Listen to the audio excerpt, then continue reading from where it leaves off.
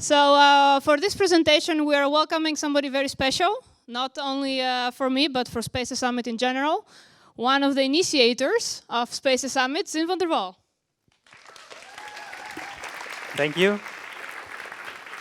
So great to be here, and thank you all for joining my talk, about where I'll tell a little bit about how life at Onefootball looks like and how we try to work with autonomous teams.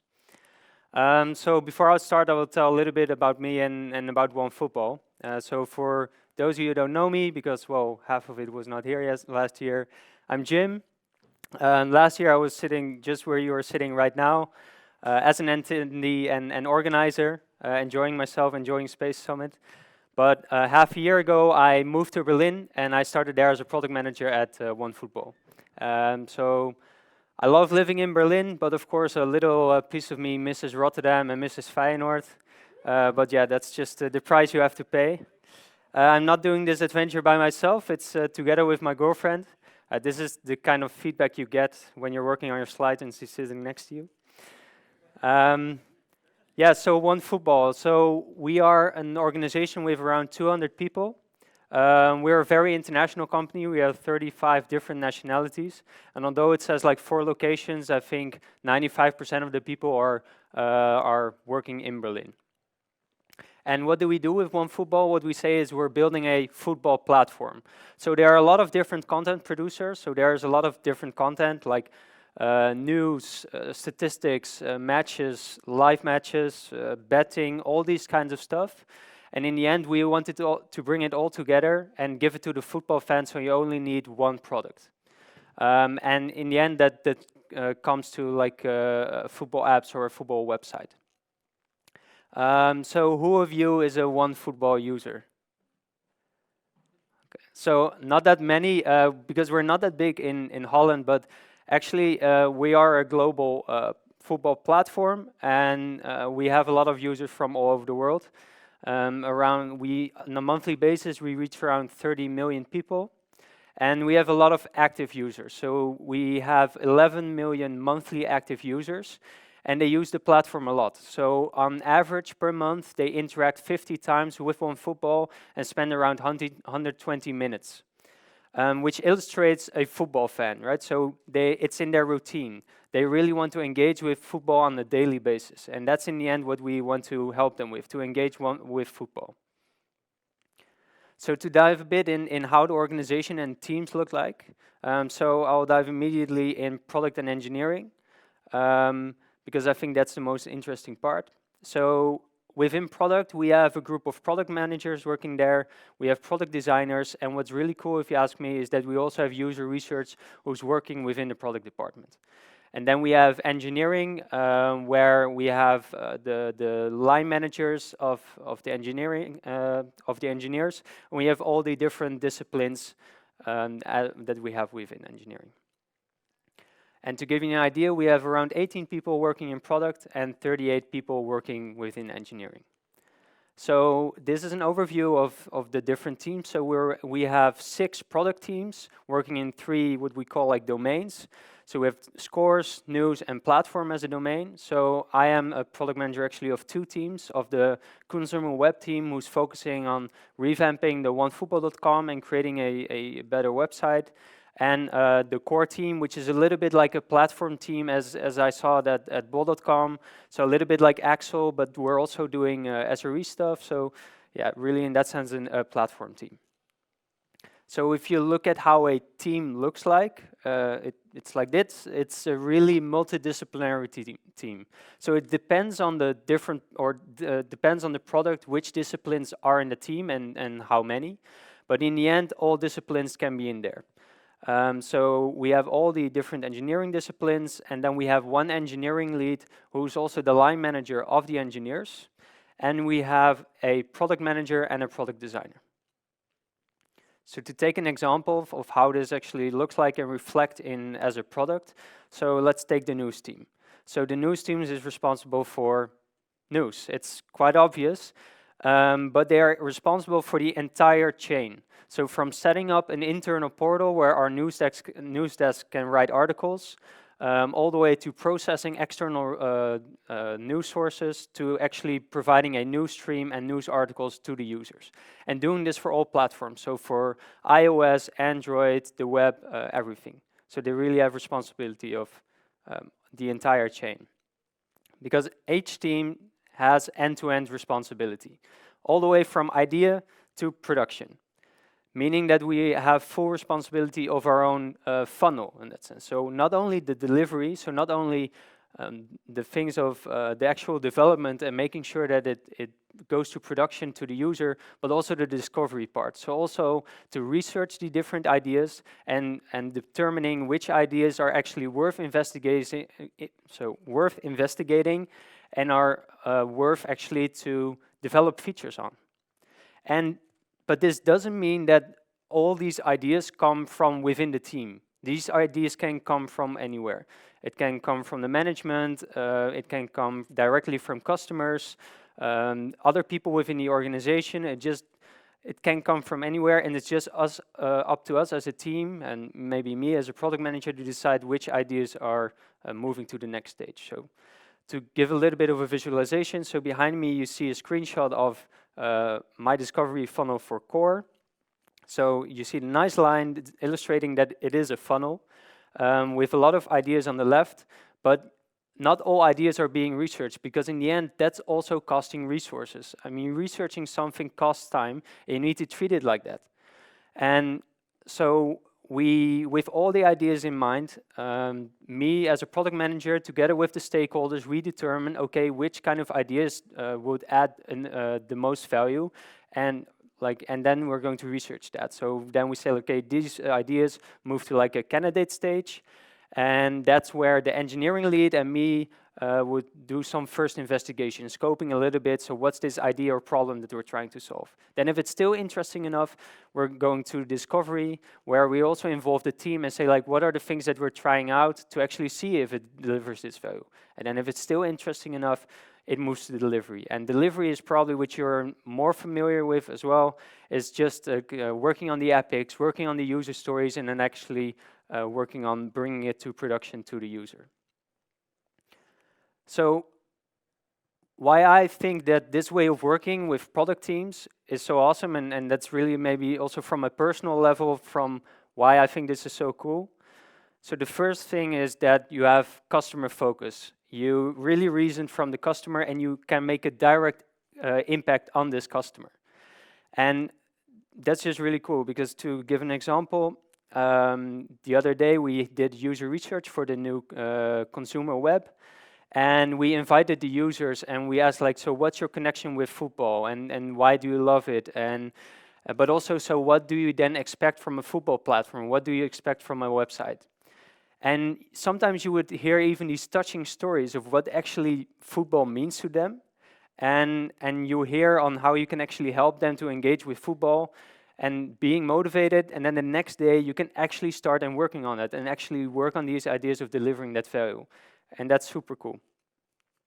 The other thing is that in that sense, we really have business and IT working together. So business and IT, product and engineering, whatever you want to call it, but we're all working together in one team. And behind me, you see a picture of the core team. So I'm taking the picture, and we just celebrated that we finished an epic. So we saw the need of a password reset functionality, and we saw this need, we did the research, and 3 weeks later, we actually implemented it and brought it to production. So in 3 weeks' time, we could deliver this value. And I think that the only way to actually do this is if you have all the different expertises working together. And it was super cool that together with the team, we could actually spot this need and immediately start to work on it, and then really celebrate just 3 weeks later. And so that's also why I think it's super cool, but there are also some reasons why I think it's also really necessary as a company to work in this kind of fashion. And one of the things is that, well, you need customer focus. That's not new. I mean, also with Untitled.com, like, we are brainwashed with the customer, right? But if you have, as a team, you have the direct impact on the customer, or you have products that are customer facing, you also need to take the customer feedback into account. And that means that you need to make a deliberate decision where you're going to work on, or if you're going to work on new features, if you're going to optimize the current features, or if you're maybe even focusing on reliability.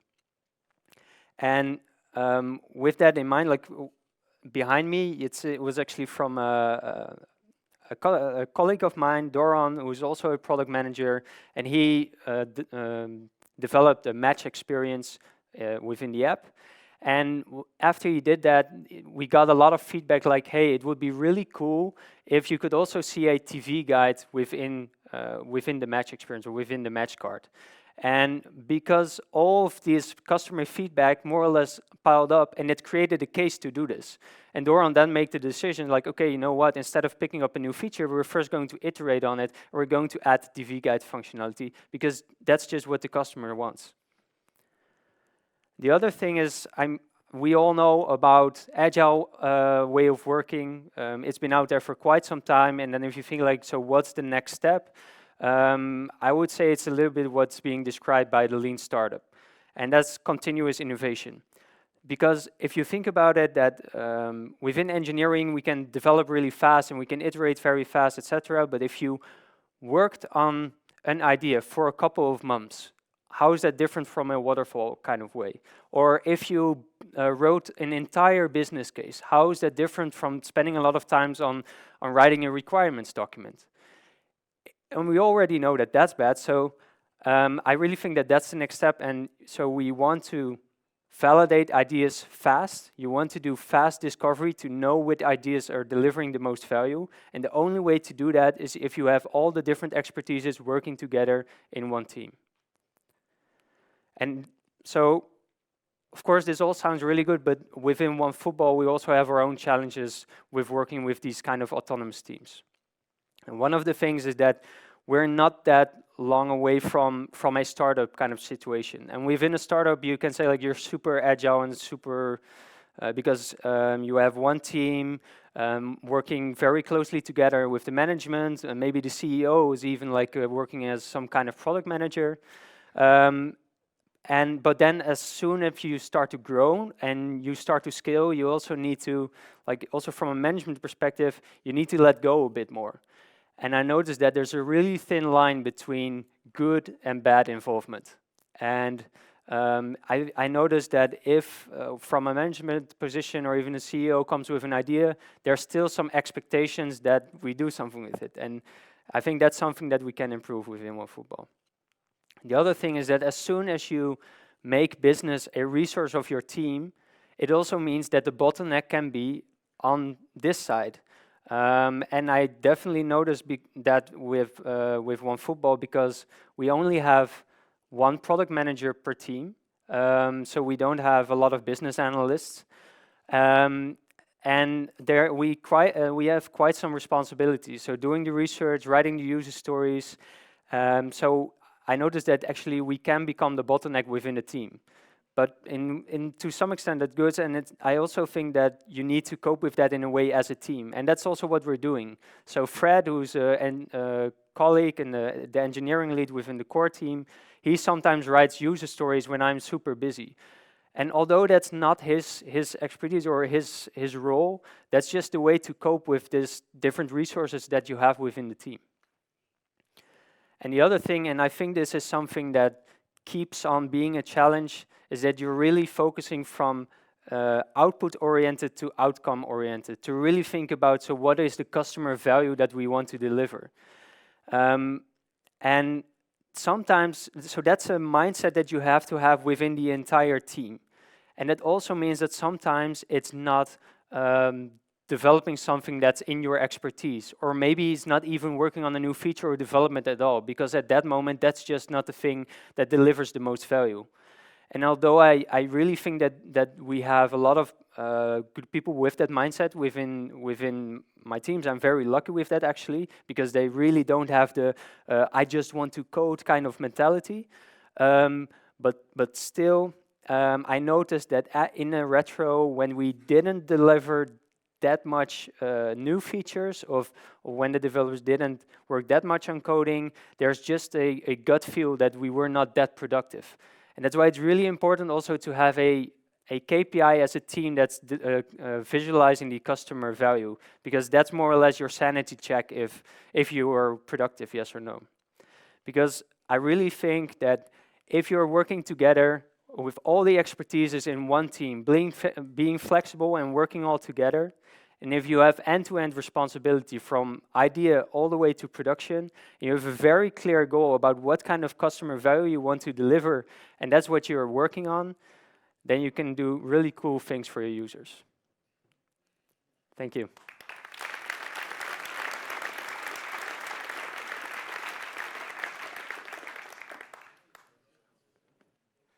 Time for questions? Very quick question.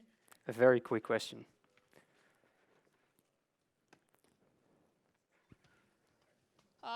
Okay. Here. Well, thanks for your presentation. I totally get the idea of having value chains and organizing yourself as a team, but then how do you make sure that, because that's a very sort of horizontal way of slicing your landscape, and how do you make sure that your vertical slices are still safeguarded so that if you look at Waal.com, that the customer journey throughout the web shop or the quality, the performance of the web shop is guaranteed when different feature teams are inevitably going to be working in the same applications? Yeah, so I'm thinking it's either two things. Is it that it's also reflected on the technical side, or if it's also like working together in one product, for example, all the different teams working in the iOS product, and then which in the end is also considered as one product as a user. Yeah, so then who's, in this case, making sure that the iOS app has one So what we have within Onefootball is that we have different kind of like domain leads. So we have an iOS domain lead who also keeps close connections together with all the iOS engineers, and they sync up with each other, of course. I mean, it's not that all these teams just go to their silo. I mean, in the end, they're also working together, doing releases, and that's all the thing that you also need to take into account in app development. We don't have time for questions. But I'm here all day, so if you want to talk, just look me up. Thank you very much. Thank you for coming from Berlin this morning also. Yeah, you're welcome. And, Great to be here.